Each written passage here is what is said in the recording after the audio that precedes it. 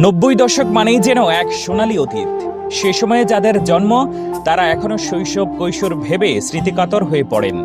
খাবার হিসেবে Nabisco lozenges, glucose biscuit কিংবা খেলনা হিসেবে লাটিম, টিনের পিস্তলের প্রচলন ছিল অনেক বেশি।